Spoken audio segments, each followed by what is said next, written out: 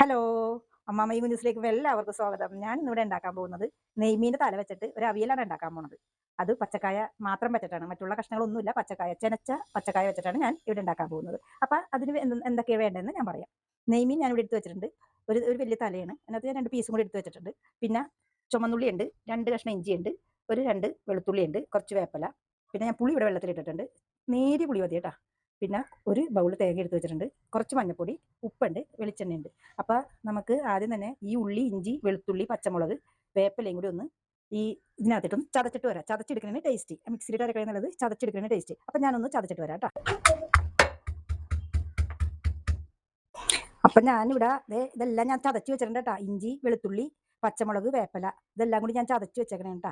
അപ്പോൾ അതിൻ്റെ അകത്തേക്ക് ഞാൻ ഈ പീര ഇടണേ കേട്ടോ. തേങ്ങാപ്പീര ഒരു ബൗൾ പീര എടുത്ത് വെച്ചിട്ടുണ്ട്, അത് ഇടണേന്. അതിൻ്റെ അകത്തേക്ക് കുറച്ച് മഞ്ഞൾപ്പൊടി, കുറച്ച് ഉപ്പ്,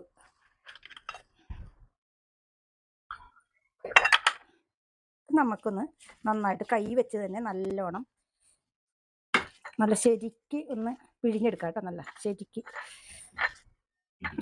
തേങ്ങയുടെ പാലൊക്കെ ഒന്ന് കിട്ടണ വിധത്തിൽ നമുക്ക് ഇങ്ങനെ ചെയ്യണ ടേസ്റ്റ് കൂടുതൽ കേട്ടോ. ഇതേപോലെ ചെയ്യണം. ഇത്തിരി പുളി മതി കേട്ടോ, അധികം വേണ്ട പുളി കേട്ടോ. പുളിയുടെ ആവശ്യമില്ല നമ്മൾക്ക് ശരിക്കും.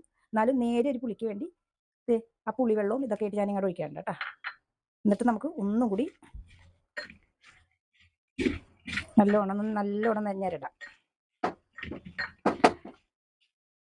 എരിവ് പച്ചമുളകിന് നല്ല എരിവുണ്ട്. അപ്പോൾ അതുകൊണ്ടാണ് ഞാൻ നിങ്ങളുടെ ആവശ്യത്തിന്, നിങ്ങളുടെ എരിവിനനുസരിച്ച് നിങ്ങൾ എടുക്കണം കേട്ടോ. അപ്പം ഞാൻ ആ മീനും കൂടി ഇട്ടിട്ടൊന്ന് പുരട്ടി വെച്ചിട്ടുണ്ട് കേട്ടോ. ഇതിൻ്റെ അകത്തേക്ക് ഞാൻ ആ എടുത്ത് വെച്ചേക്കണ 1 കപ്പ് വെള്ളം ഒഴിക്കുന്നുണ്ട് കേട്ടോ. അതുകൊണ്ട് ഈ പച്ചക്കായയും കൂടി നമുക്ക് ഇതിൻ്റെ അകത്തേക്ക് ഇടാം.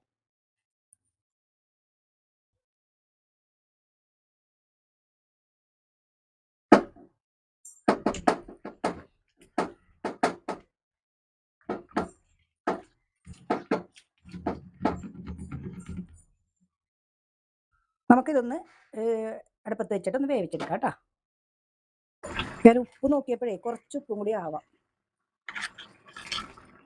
കുറച്ച് ഉപ്പും കൂടി ഇടുന്നുണ്ട് കേട്ടോ. വെള്ളമൊക്കെ വറ്റി തുടങ്ങിയിട്ടുണ്ട് കേട്ടോ. ഞാൻ നന്നായിട്ട് ഇളക്കിയിട്ടിട്ട് വെച്ചതാണ്. നമുക്ക് ഇതിൻ്റെ അകത്തേക്ക് ഇത്തിരി പച്ച വെളിച്ചെണ്ണയും വേപ്പിലയും ഇടാം.